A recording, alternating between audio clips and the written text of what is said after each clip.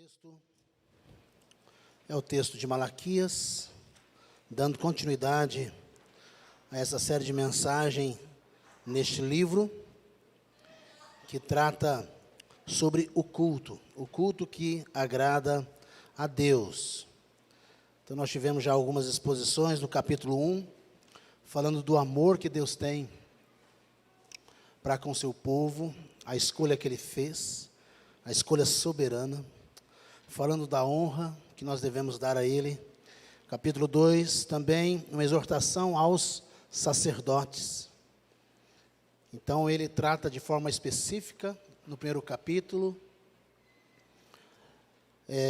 e agora no capítulo 2, ele vai trazer também uma palavra específica para o sacerdote.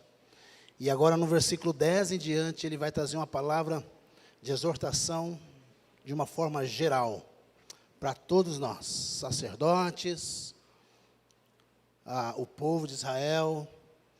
E nós vamos ler aí do versículo 10 ao versículo 16, diz assim, Malaquias capítulo 2, verso 10 ao 16. Não temos nós todos o mesmo Pai? Não nos criou o mesmo Deus? Por que seremos desleais uns para com os outros, profanando a aliança de nossos pais? Judá tem sido desleal, e abominação se tem cometido em Israel e em Jerusalém, porque Judá profanou o santuário do Senhor, o qual ele ama, e se casou com a adoradora de Deus estranho. O Senhor eliminará das tendas de Jacó o homem que fizer tal, seja quem for, e o que apresenta ofertas ao Senhor dos exércitos. Ainda fazeis isto, cobris o altar do Senhor de lágrimas, de choro e de gemidos, de sorte que ele já não olha para a oferta, nem aceita com prazer da vossa mão. E perguntais, por quê? Porque o Senhor foi testemunha da aliança entre ti e a mulher da tua mocidade, com a qual tu foste desleal, sendo ela tua companheira e a mulher da tua aliança. Não fez o Senhor mesmo que havendo nele um pouco de espírito? E por que somente Ele buscava a descendência que prometera. Portanto, cuidai de vós mesmos, e ninguém seja infiel para com a mulher da sua mocidade. Porque o Senhor Deus de Israel diz que odeia o repúdio, em outras versões, odeia o divórcio, e também aquele que cobre de violência as suas vestes, diz o Senhor dos exércitos. Portanto, cuidai de vós mesmos, e não sejais infiéis. Até aqui. Pai, obrigado pela tua palavra, obrigado porque ela confronta o nosso pecado, confronta a nossa vida, e ela mesma aponta o caminho a ser seguido. E nessa noite nós pedimos a tua orientação sobre nós, que a tua graça nos assista, em nome de Cristo, nós oramos. Amém. Irmãos, o nosso texto nessa noite vai falar de duas questões específicas, duas questões importantes. A primeira é que o casamento com pessoa de outra fé, ou seja, casamento dos judeus com outras pessoas que não criam em Deus. E o outro tema do nosso texto é sobre o divórcio. E o divórcio, nesse contexto, acontecia por qualquer coisa, qualquer falta, por qualquer problema, né? Culpa das duas partes. Então, esses dois temas, que infelizmente têm se tornado parte da vida de muitos evangélicos, o divórcio e o casamento com pessoas que não professam a mesma fé que nós professamos. Nós temos dificuldades com isso, até hoje. Não é um problema novo, é um problema antigo, como nós acabamos de ler. É um problema que está lá atrás, o pecado nosso. E o problema de não ouvir a instrução de Deus. E não ouvir o pai acarreta problema, não é? O pai fala assim, olha, não casa com essa menina. O pai fala, não casa com esse rapaz. Aí você vai lá e casa com ele. É problema. Mas o que a Bíblia diz sobre esses dois temas aqui, nós vamos ver nessa noite. Casamento, com descrentes e divórcios sem justificativas bíblicas. Então Malaquias agora vai sair do campo dos sacerdotes, que foi o tema trabalhado aí domingo passado, não é? Pelo pastor Edson Benevides, e agora vai tratar desse assunto que abrange todos nós, toda a igreja, liderança e não liderança, e vai tratar dessa questão da infidelidade. E a palavra infiel aqui é a palavra que mais aparece no nosso texto, é a palavra que salta aos olhos. A palavra infiel é a palavra que está aí em todo o texto. Deus estava mostrando que o povo estava sendo infiel. Deus está apontando, mostrando que o povo está sendo infiel. Por quê? Porque o relacionamento deles na família, o relacionamento deles na casa deles, as atitudes deles dentro do lar deles, o relacionamento deles, onde eles moravam, que é o lar, a casa, era um relacionamento que evidenciava infidelidade ao Senhor. Infidelidade ao Senhor. Então, o que nós podemos destacar em primeiro lugar aqui nesse momento é que, em todos esses aspectos aqui, havia um desprezo total pela lei de Deus. Um desprezo completo, total, pela lei. O que é a lei? Pela palavra de Deus. Desprezo por ela. Não ouviu o que ela diz. Porque, sinceramente, né? É fácil ser crente. Você põe a Bíblia do braço e vai embora. Tem pessoas que a única diferença que fez na vida dela foi o quê? A Bíblia. Porque continua do mesmo jeito. A vida não muda, a vida não transforma, os problemas são os mesmos, o trabalho é o mesmo, a coisa é a mesma, é complicado. A única coisa que mudou agora é que ela tem um lugar para ela ir no domingo de manhã e no domingo à noite. A única coisa que mudou. E o que Deus estava falando era justamente isso. Essa infidelidade do povo em relação à sua família e, consequentemente, em relação a Deus. Se a gente não está bem na nossa casa, se a gente não está bem com a nossa família, com o nosso cônjuge, é muito difícil a gente estar bem com Deus. Muito difícil. 99,9% as possibilidades de não estar bem com Deus. Você passa alguém por alguém e fala assim: e aí, fulano, como é que está, rapaz? Como é que está a situação? Não, estou bem com Deus. Mas a pergunta não é essa. A pergunta é: será que Deus está bem com você? Quando a gente está com problema, com dificuldade, com os desacertos, às vezes questões de infidelidade, a gente tem essa resposta: fica tranquilo, eu estou bem com Deus. Mas a pergunta não é essa. A pergunta é: será que Deus está bem comigo? Deus está se agradando de mim? Deus assina embaixo de tudo aquilo que eu faço, que eu penso? Deus de fato é servido e Ele se alegra comigo? Essa é a pergunta. Porque falar assim, eu estou bem com Deus, é fácil, é no campo da subjetividade, ninguém vai entender isso. Mas o que Deus está fazendo aqui através do profeta é colocando a gente no muro, contra o muro e apertando essa questão da nossa fidelidade. Então, por que Malaquias começa aqui falando de pai? Interessante que ele começa falando aqui: não temos nós todos o mesmo pai. Olha que interessante. Porque a ênfase que ele dá em Deus como Criador, não nos criou o mesmo Deus. Ele dá a ênfase em Deus como Pai, e ele dá a ênfase em Deus como Criador. Alguns teólogos vão trazer um esclarecimento sobre esses dois pontos aqui, o Deus como Pai e o Deus como Criador, dizendo o seguinte, que o que Malaquias está mostrando para nós, ou o próprio Deus mostrando aqui para nós, que ele queria se referir a Deus como o Deus soberano, o Deus que tem todo o direito sobre os israelitas, sobre o seu povo, o Deus que, como Criador, tem direito sobre esse povo, e o Deus que, como Pai, pode dizer para esse povo: olha, não faça isso, ou faça aquilo. Não caminhe aqui, ou caminhe lá. Não é assim que nós fazemos com nossos filhos? O pai não orienta. E Deus aqui, o profeta está dizendo o seguinte para nós, que é uma manifestação do próprio Deus, nesse momento com Israel. E aqui, Deus, Ele tem direito sobre o povo, Ele tem direito sobre nós.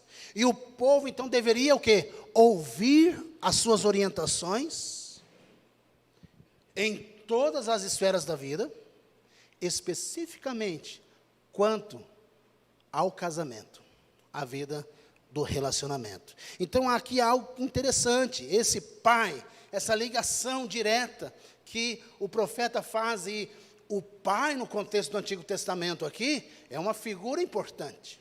O pai, no contexto do Antigo Testamento aqui, é uma figura que demonstra essa paternidade, onde o pai organizava os casamentos. O filho casaria com fulano, ciclano, era assim o casamento. O pai tinha essa responsabilidade de orientar. O pai tinha essa responsabilidade de direcionar os seus filhos aos casamentos. Os casamentos, na sua grande maioria, eram casamentos arranjados. Os meninos eram pequenos ainda. Era pequeno.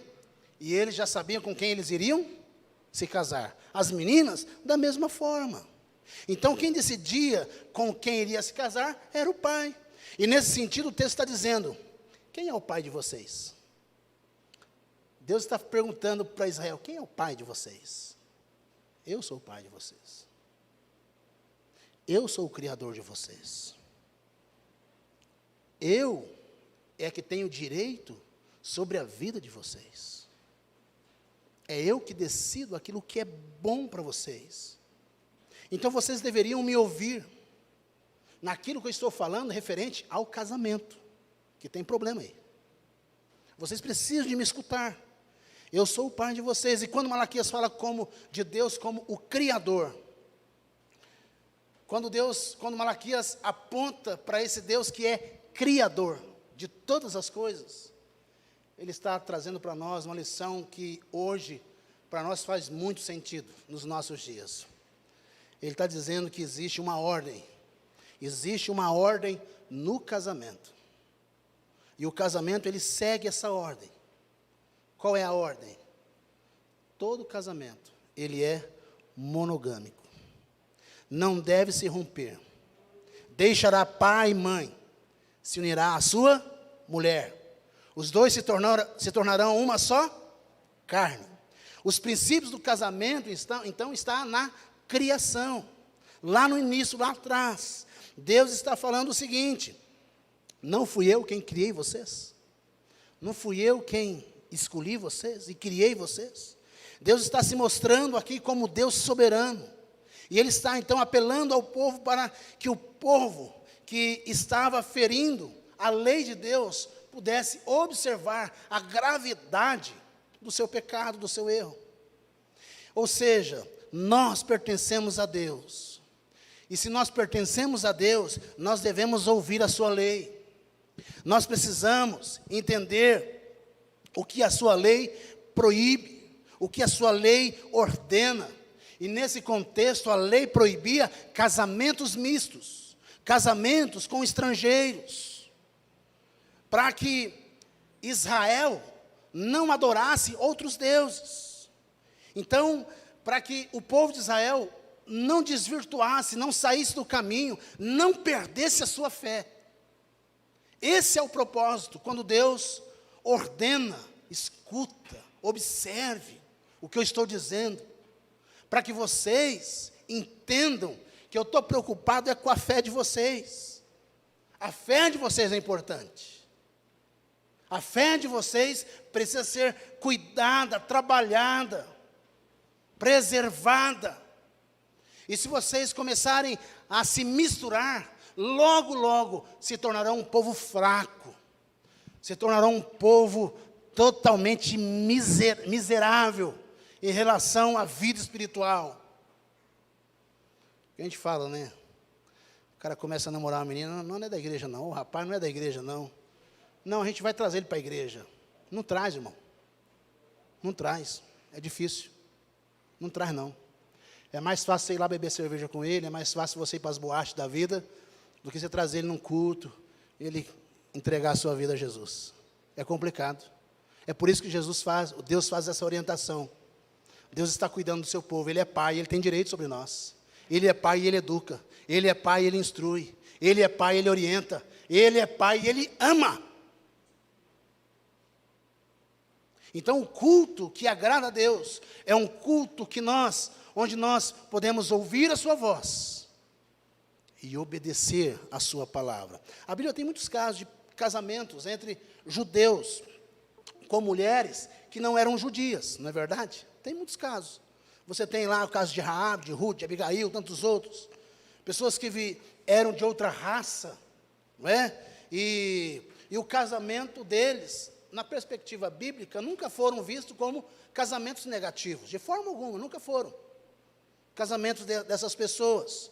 Mas por quê? Não foram vistos de forma negativa, porque elas se tornaram adoradores do Deus verdadeiro. Por isso que não foram vistos de forma negativa. Mas isso também não dá margem para nós decidirmos pelo mesmo caminho. É um risco. É um perigo aqui. É um perigo. Então, quando Deus proibiu o casamento com outros povos, a questão aqui não era uma questão de raça, não era uma questão onde Deus queria um exclusivismo do povo judeu, não era. Ele queria um exclusivismo, sim, mas um exclusivismo da fé. De uma fé verdadeira, num Deus verdadeiro. Era o que Deus estava preocupado.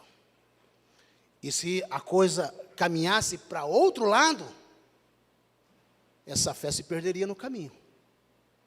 Essa fé se esfaleceria, acabaria, uma fragilidade.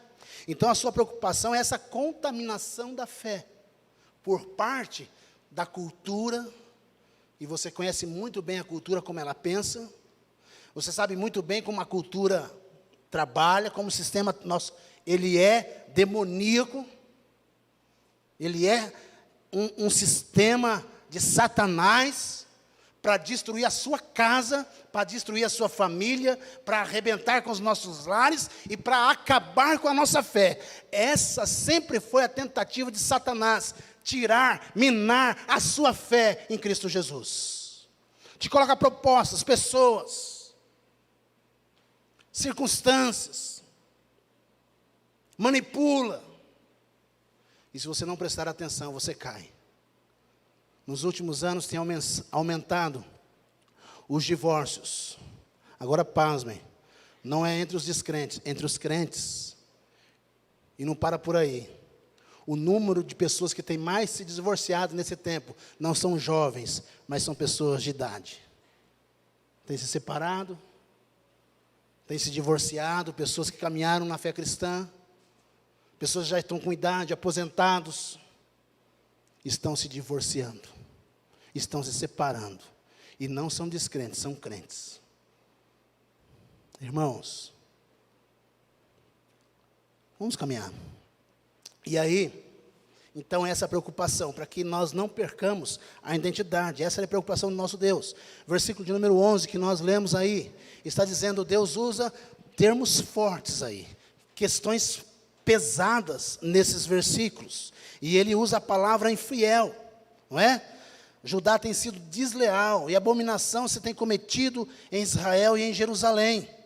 A ideia aí de Judá tem sido desleal Judá tem sido infiel. Na NVI traz a expressão infiel, não é? E essa palavra aí no hebraico é uma palavra muito forte, e é usada aí para se referir a males grandiosos, piores. E nesse texto diz respeito exclusivamente, então, à idolatria. Uma idolatria no coração. Aí você pergunta, mas o texto não é sobre casamento? Sim, é sobre casamento. Mas o fato é que os judeus se casavam com outras mulheres, de outra fé. E aí, nesse sentido, essas mulheres traziam seus ídolos. Deuses que a palavra abomina. deuses pagãos. E o camarada, quando contraía esses novos matrimônios, ou aliás, esses relacionamentos, acabava admitindo outros deuses e adoração juntamente com as mulheres. O culto estava sendo profanado, a vida estava sendo profanada, a cultura já tinha entrado e estavam destruindo a fé do povo de Israel. Então parece que esse problema era algo generalizado. Era um problema, não era um problema específico de uma família, de alguém, não. Se você pegar aí os profetas que voltaram pós-cativeiro, os profetas não, por exemplo, Neemias, e se você olhar no livro de Esdras, você vai perceber claramente lá que eles trabalharam nessas questões também, do casamento misto, onde até dispensaram as esposas para voltar com as esposas da mocidade. Eles largaram. Fizeram um limpo em Israel. Muitos fizeram isso. Mas você vê que esse problema é antigo, está lá, sendo tratado. Um problema geral em Israel. E Malaquias então está dizendo, olha, vocês não entenderam o que aconteceu lá no cativeiro, vocês foram para cativeiro babilônico, ficaram lá 70 anos no cativeiro, por causa justamente desse pecado. Justamente por causa dessa infidelidade, dessa idolatria, desse problema. O motivo pelo qual vocês foram para a Babilônia foi isso aí. Vocês tiveram a vida de vocês totalmente destruídas, dilaceradas, acabadas, amarguras no coração, justamente por causa desse pecado, e agora vocês estão voltando, reconstruindo as suas vidas, e começam a caminhar novamente no mesmo pecado, na mesma direção. Vocês começam a caminhar novamente, voltando para o mesmo problema. Então Malaquias usa aqui uma palavra forte, ele é contundente nas suas expressões no versículo 11, e ele diz, Judá desonrou, Judá profanou o templo, o santuário do Senhor. Judá profanou, Judá desonrou. Malaquias está falando aqui, não é propriamente do templo físico, mas Malaquias está dizendo aqui que foi profanado a nação de Israel, o povo como nação, o povo como um povo separado, escolhido, um povo que foi preservado durante toda a história. E Judá tem profanado esse povo através das suas atitudes de idolatria, de pecado. É uma palavra dura demais. É uma palavra contundente. Então o povo é esse santuário, onde Deus habita. Onde Deus está presente. Então quando havia casamento com pessoas de outra fé, quando acontecia casamentos mistos, o santuário era profanado. O nome de Deus era profanado. O nome de Deus era desonrado. O nome do Senhor estava em jogo. Então nós temos aquela expressão, né? Casaram-se com outras mulheres. E a expressão lá no original é Baal. Lembra do deus pagão Baal? Essa é, literalmente, casaram-se com outras mulheres. Baal, o deus pagão. Então eles não teriam percebido, naquele momento, Israel estava sem perceber o tamanho do pecado deles. O tamanho do pecado que eles estavam cometendo. Por isso a palavra que ele usa aqui é uma palavra de uma coisa repugnante, é uma abominação, é uma desonra.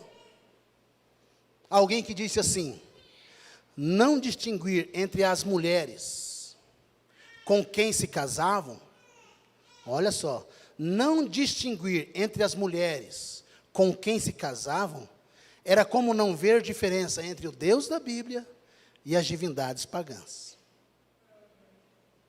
É você vir na igreja, e você sair dela, contrair relacionamentos mundanos, e para você está tudo certo. É você cometer os mesmos pecados lá, é você viver uma vida totalmente alheia ao Senhor, mas está aqui no domingo também servindo, e levantando a mão, e chorando, e até dizimando. Não fazer diferença entre o Deus da Bíblia e o paganismo, entre o Deus verdadeiro e o sistema corrupto demoníaco que está lá fora. Não saber distinguir é desonrar a Deus.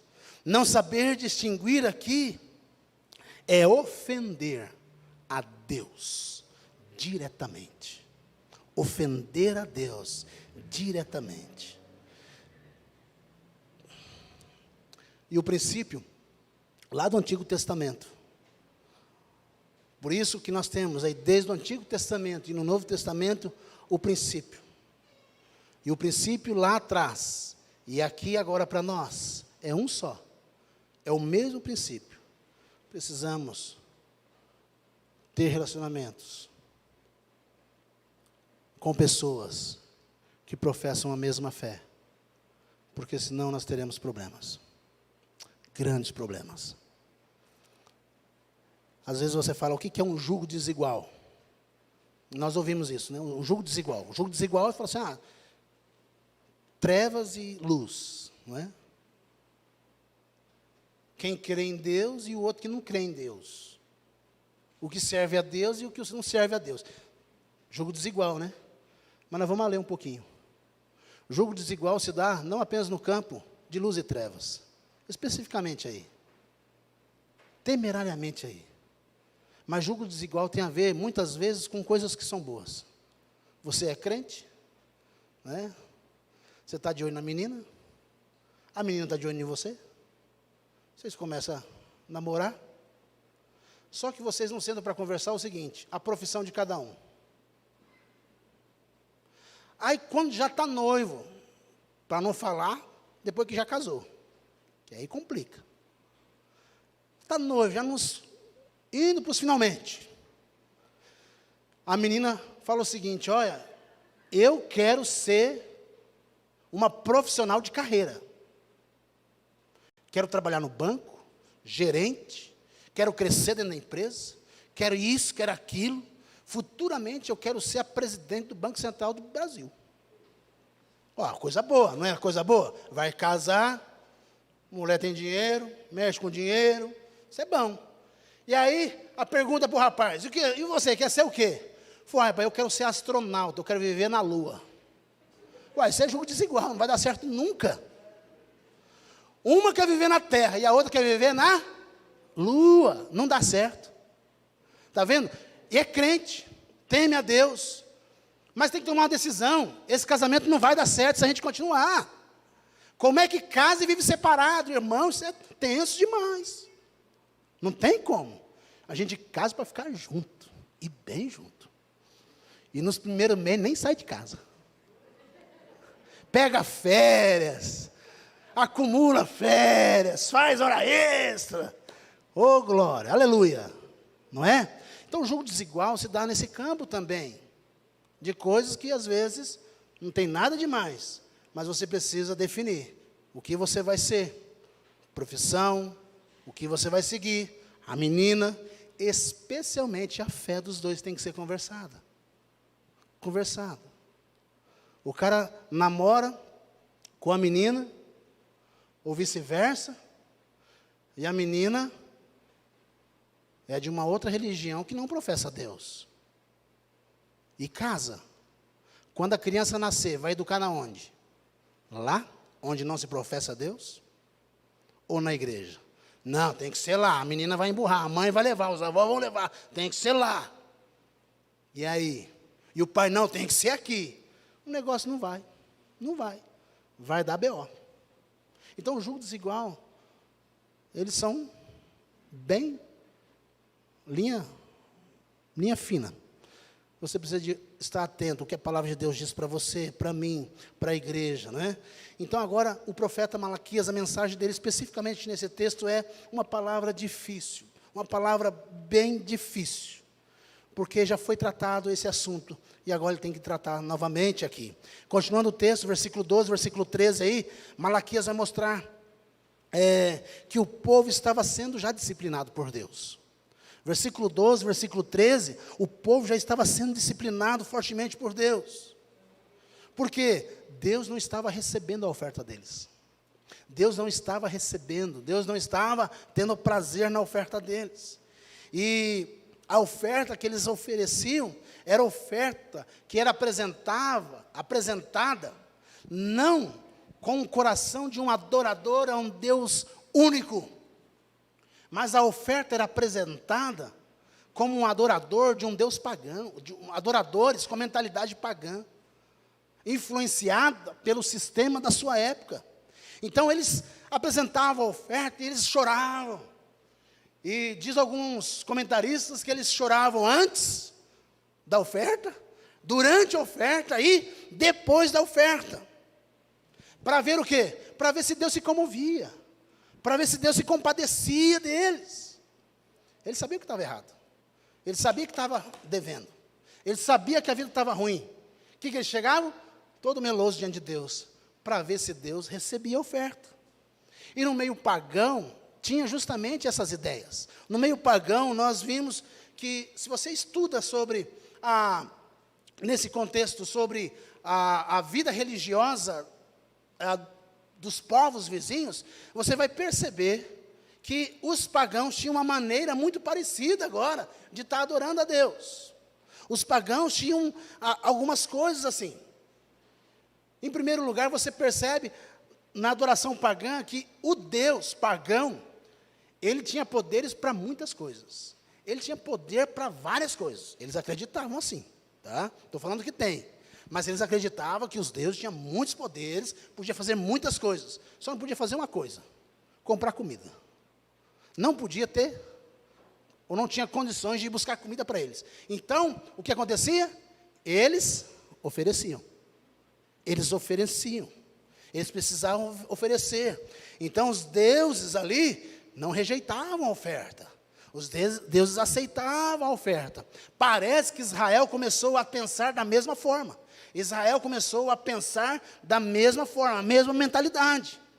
A pensar que Deus receberia, mas Deus não recebia. E ele fala assim: por que Deus não está recebendo a nossa oferta? Por quê? Resposta simples: o Deus de Israel não precisa do seu pão. O Deus de Israel não precisa do seu dízimo. O Deus de Israel não precisa do seu alimento. Não precisa. Olha só que interessante. Deus não precisa de nada disso. Ele não precisa ser servido. Ele é Senhor. Ele é o Deus de Israel. Outra coisa interessante é que eles demonstravam essa atitude de emocionalismo nos cultos. Muita emoção nos cultos. Eles choravam antes, durante e depois. E os deuses pagãos também, você lembra da história lá de Baal? A guerra que teve com os deuses de Baal? O fogo veio e consumiu o holocausto, a oferta oferecida ao Senhor. Mas quando foi para Baal, o que eles fizeram? Dançaram a noite toda, choraram a noite toda, se cortaram a noite toda. E os deuses não pegaram nada. Nada. Israel começa a ter essa mesma mente. Nós temos que fazer da mesma coisa, do mesmo jeito. Emocionalismo, o tempo todo. E quanto mais emoção, parece que mais santo a gente é, não é? Quanto mais você chora, a pessoa fala: aquele ali é santo, que é bom, poder de Deus. Quanto mais você mexe, quanto mais você pula, quanto mais você demonstra a sua emoção, parece que Deus vai se agradar. Mas a verdade é, Deus não se comove com as nossas emoções. Deus não se comove com as nossas emoções, com os nossos emocionalismos. Ele conhece o coração. Ele sabe do nosso coração. Ele sabe o que está aqui dentro. Então, emocionalismo, chorar, arrepiar, não quer dizer muita coisa não. Olhando para esse texto. Olhando para esse texto aqui. Então, isso mostra que nós corremos um grande risco. Qual risco? De nos aproximarmos diante de Deus com a mentalidade pagã. Com a mentalidade de pessoas que não têm a Bíblia como regra de fé e de prática. Nós corremos o risco de copiar pessoas. Nós corremos o risco de copiar religiões. Nós corremos o risco de copiar princípios que não são bíblicos e trazer para o culto. Nós corremos esse risco. Se nós não olharmos e aprendermos como Deus quer ser adorado, como Ele quer ser servido, e é Ele mesmo que dá as instruções. É só ler a palavra. É só você debruçar nessa palavra, que você vai perceber que com Deus não se brinca. Com Deus não se oferece qualquer coisa. Deus não está interessado se você vai chorar, se você vai fazer qualquer tipo de emocionalismo aqui. O que Deus está preocupado é se a sua fé é exclusiva dEle. Se a sua fé é dEle, que você pertence a Ele, a sua fé está fundamentada na rocha que é Cristo. Então, às vezes as nossas emoções podem estar fora de lugar. As nossas emoções podem estar fora, erradas. Um exemplo disso é,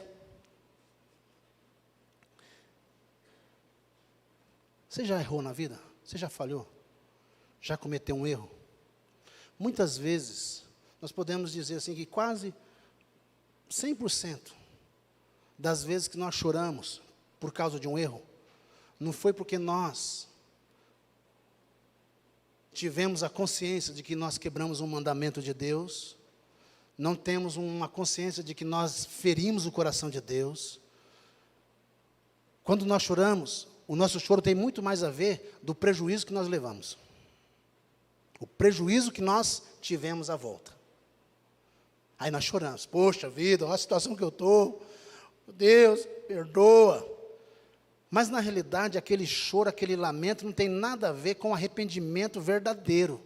Ele tem a ver com algo que você perdeu, que você deixou de ganhar, algo errado que você fez. Mas não reflete, muitas vezes, uma consciência de que, onde você olha e fala assim, Deus, eu pequei contra o Senhor, eu estou errado, eu desagradei o Senhor,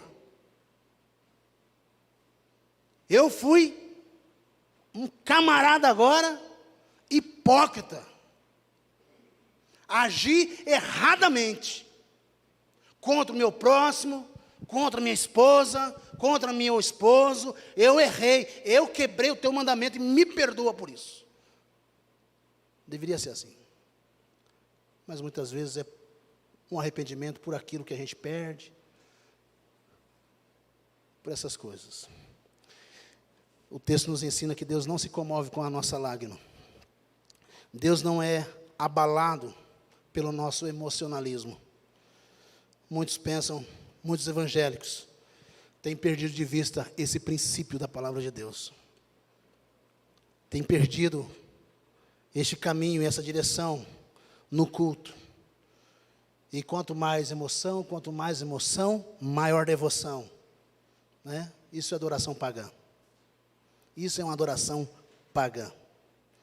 Nós não devemos chorar por aquilo que nós perdemos. Nós devemos chorar por aquilo que nós magoamos e ferimos a santidade de Deus. Parece arrependimento, mas muitas vezes não é arrependimento. Parece piedade, mas muitas vezes não é piedade. Esse choro precisa de acabar. Esse choro precisa de cessar. E nós precisamos de arrepender verdadeiramente do mal que nós temos feito contra Deus, contra o próximo. Precisamos rever tudo isso. Então nós deveríamos, aí o versículo 14 diante, ele diz para nós: e perguntais, por quê? Porque o Senhor foi testemunha da aliança entre ti e a mulher da tua mocidade, com a qual tu fosses desleal, sendo ela a tua companheira e a mulher da tua mocidade. Irmãos, quero caminhar aqui, nosso tempo está acabando, já acabou, mas eu gostaria de finalizar e caminhar aqui, dizendo o seguinte: a primeira coisa que nós vemos aqui no texto, é que o casamento, ele é uma aliança. O casamento é uma aliança. E por que essa palavra, para nós, ela é importante? Essa palavra aliança é importante, porque nós devemos entender que o casamento é aliança. Por quê? É porque Deus se apresenta no dia do casamento como testemunha. No dia que nós organizamos aqui, é uma festa, nós convidamos Deus para ser testemunha. Ele é testemunha, né, no dia do nosso casamento. Você sabe o que é uma testemunha? Estava vendo um pastor falar e achei algo interessante. Nós temos o costume de entender testemunha como os casamentos, né, que a gente faz, né, padrinho de um lado, padrinho de outro, casamento civil com efeito, casamento religioso com efeito civil, né, aquela coisa toda. Ou quando nós tratamos questões judiciais no fórum, tem a testemunha para dizer que foi verdade, que negócio todo ali, né? Mas o texto aqui mostra para nós que a testemunha que Deus é nesse texto, a testemunha que Deus está sendo aqui nesse texto aqui, não tem muito a ver com as testemunhas hoje. Não tem. O que uma testemunha fazia numa aliança, naquele contexto, é garantir que as partes que entram em aliança cumpra o seu dever. Então, testemunha ali, ele está garantindo que tanto um como o outro, aí seja casamento, seja o que for, possam cumprir o seu dever. Então, a testemunha era uma mantenedora da aliança. A testemunha era uma mantenedora da aliança. A testemunha dizia: eu estive lá no seu casamento, eu vi você casar, eu vi você fazer as promessas, eu estava lá, eu vi você se comprometer, eu estava presente. Então, a testemunha tinha o quê? Que cobrar que você pudesse cumprir com os seus deveres para com o outro. Testemunha, nesse contexto, ela estava ali para fazer com que as partes pudessem cumprir o acordo. E isso era uma testemunha. Então Deus está falando aqui que Ele foi testemunha da aliança que você fez com a mulher da tua mocidade. E Ele está dizendo: eu estava lá, eu estava presente, e eu sou o mantenedor desse casamento. Por que você quer se separar dela? Por que você quer jogar a toalha? Por que você quer abandonar o casamento? Por que você quer agora sair e abandonar o seu lar? Porque eu fui testemunha, e é eu que estou mantendo. Talvez você não perceba, porque você tomou um outro caminho, um outro rumo, e você não está percebendo o quanto eu te amo. Depois vocês acessam lá o primeiro sermão, capítulo 1 de Malaquias. Deus nos ama. Se nós estamos aqui nessa noite, sentadinhos aqui, é porque Deus tem preservado a nossa vida, porque Ele nos escolheu e Ele cuida de nós. Ele cuida. Esse é o Deus que nós servimos. Então, Ele é testemunha. Então, a mensagem aqui é que eles haviam esquecido da aliança feita lá no dia do casamento. Eles se esqueceram daquelas promessas. Se esqueceram daquilo tudo que foi prometido ali. E a pergunta aqui é: o que é que sustenta uma aliança? O que é que sustenta um casamento? O que sustenta o casamento? Dinheiro? Posição social? O que sustenta um casamento? Quando nós casamos, o que é que sustenta a nossa aliança com o nosso cônjuge? E por que essa pergunta? É justamente, frequentemente os nossos relacionamentos são relacionamentos baseados por interesses. Geralmente, os nossos relacionamentos, eles têm base em interesse. Você deixa de ter amizade com a pessoa porque acabou o interesse nela. Você deixa de ter certo tipo de relacionamento porque acabou o seu interesse. Acabou as suas motivações. Talvez a pessoa não tenha mais nada para te dar. Você tem relacionamentos baseados, muitas vezes, nos interesses. E temos que entender que Deus está confrontando Israel aqui nesse momento. Deus está confrontando para saber, ou aliás, confrontando essa mentalidade de Israel, para que eles, e para que nós possamos entender que uma aliança se sustenta, embora o dinheiro precise, né, Guto, correr atrás do negócio, mas a aliança, ela se sustenta, o casamento se sustenta por causa da fidelidade. A fidelidade, em primeiro lugar, ao Senhor. Amar ao Senhor. Submeter ao Senhor, servir ao Senhor. nossa casa está comprometida com Deus, com Cristo. A nossa casa, entender que nós não podemos dar nenhum passo se Deus não estiver presente. Consagração, vida piedosa, presença no meio do povo de Deus, presença nas atividades, presença no corpo, envolvido. Sabe por quê? Porque casamento,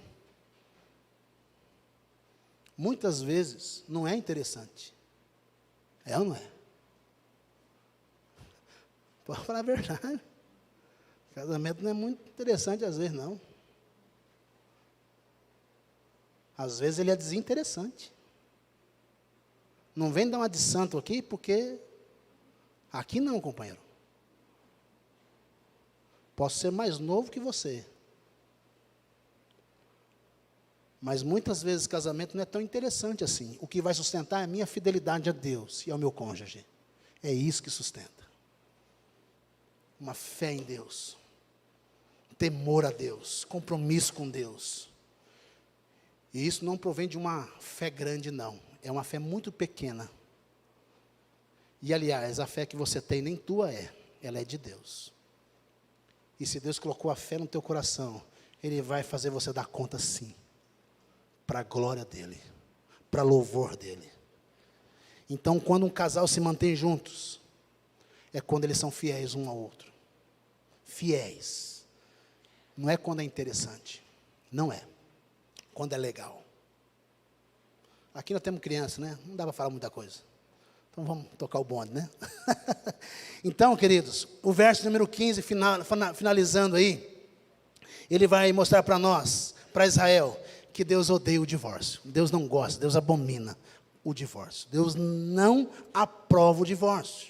Versículo 16 vai dizer para nós: porque o Senhor Deus de Israel diz que odeia o repúdio, o divórcio, e também aquele que cobre de violência as suas vestes. Aqui é uma metáfora, violência é uma metáfora para falar de uma vida suja, de uma vida imoral. Ele usa aqui, ele não usa violência física ou verbal, mas ele continua tratando sobre casamento, e usa essa figura para mostrar sobre a roupa suja que havia na vida conjugal de Israel, infidelidade. O versículo 15 aqui, diante de uma interpretação difícil, é complicado a gente entender a primeira parte, mas a segunda parte do versículo, nós conseguimos entender. E aqui a ideia é que Deus desejava uma descendência consagrada, e que nós não fôssemos infiéis para com a mulher da nossa mocidade. É isso aí.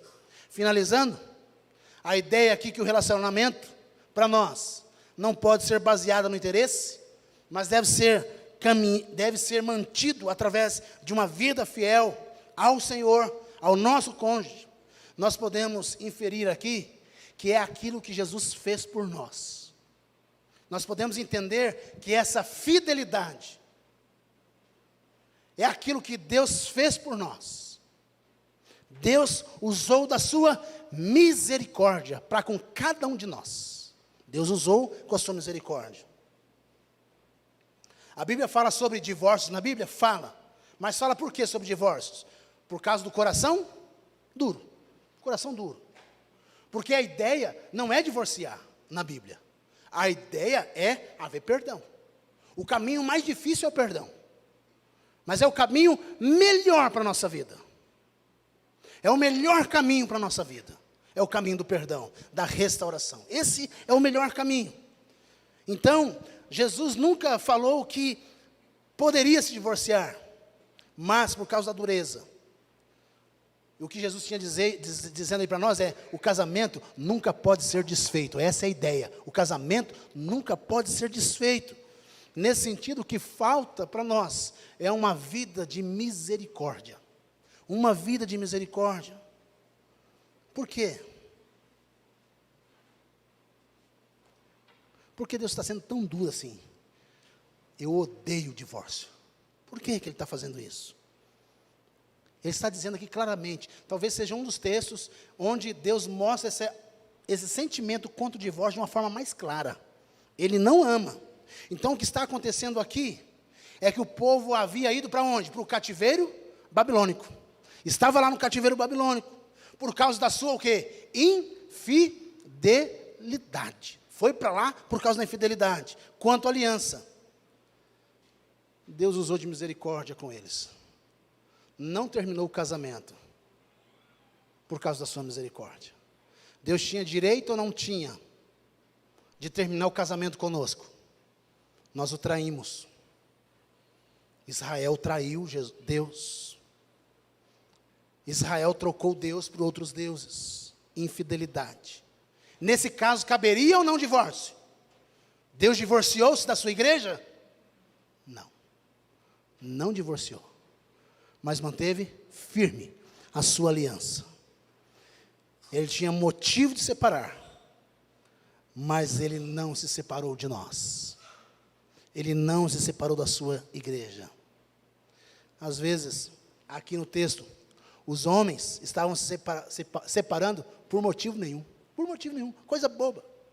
Lá no Novo Testamento você vai ver que o motivo de separação era a mulher queimar a panela. Se a mulher queimasse a panela, lá na tradição, lá eles poderiam o quê? Se separar. Só que olha a ideia do cara. O cara se separava, porque a mulher queimou a panela, só que ele não dava a carta de divórcio. Ele ia viver com a mulher lá, se ele gostasse, ele dava a carta. Mas se ele não gostasse da mulher lá, ele tinha para onde voltar. Olha sem vergonha. Olha que mala. O cara tinha um casamento e mantinha outro relacionamento extraconjugal. Se não desse certo, ele voltava para casa. E é assim que funcionava. Então, motivo nenhum para separar. Motivo nenhum. E esse problema não acontece apenas naquela geração de Malaquias, mas também acontece conosco hoje, por causa do nosso relacionamento. Os nossos relacionamentos conjugais não têm sido relacionamentos de misericórdia. Tem sido relacionamentos de cobrança, de exigência. Tem sido relacionamentos opressores, complicados, difíceis. O nosso relacionamento precisa ser de misericórdia, de amor, de bondade, de graça, de perdão, todos os dias da nossa vida. Relacionamentos assim, são relacionamentos duradouros. Nós precisamos tratar as pessoas com misericórdia, aqueles que estão na miséria com misericórdia. Tratar quem transgride a lei de Deus de forma graciosa, oferecendo caminho, oferecendo restauração. Deus, Ele é justo, mas Deus trata a gente com misericórdia. Nós somos o povo desta aliança. Finalizando aqui. Mas Deus não terminou essa aliança conosco. Lembra lá que Israel profanou o templo? Mas Jesus, quando Ele veio, Ele fez o quê? Ele purificou o templo. E o templo que Ele purificou foi lá na cruz do Calvário. Ele restaurou a nossa vida. Ele perdoou o nosso pecado. E é por isso que eu posso chegar diante dEle nessa noite e falar: Deus, perdoa o meu pecado. É por isso que eu posso chegar diante dEle nessa noite chorando e falar: Senhor, eu transgredi a sua lei. E eu peço perdão ao Senhor em nome de Jesus. É isso que o Senhor quer de nós. Que os nossos relacionamentos sejam graciosos, misericordiosos. Que a nossa família seja graciosa e misericordiosa e possa aproveitar, experimentar o cuidado de Deus. Faça isso com sua esposa. Faça isso com o seu esposo, com o seu cônjuge. Às vezes Deus converte um cônjuge descrente. Deus pode converter. Eu creio que Deus pode agir poderosamente. Deus pode restaurar o seu casamento. Deus pode restaurar a sua vida. Deus pode fazer isso porque nós servimos um Deus que morreu na cruz do Calvário.